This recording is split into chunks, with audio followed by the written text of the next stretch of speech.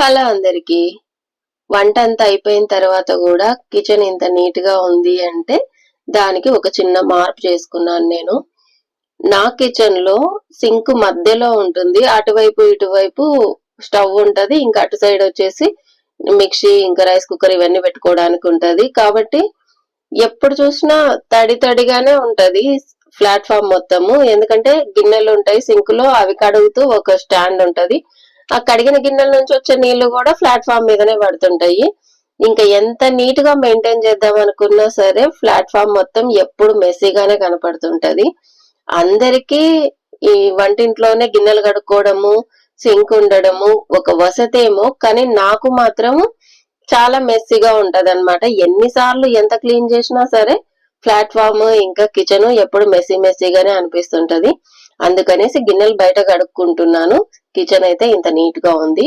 వసతి ఉంటే మీరు కూడా బయట కడుక్కోండి, మీకే తెలుస్తుంది. నచ్చితే ఛానల్ ని సబ్స్క్రైబ్ చేసుకోండి. ఇదైతే నా ఎక్స్పీరియన్స్ అంతే. వీడియో ఎలా అనిపించింది అనేది కామెంట్ చేయండి. Thanks for watching.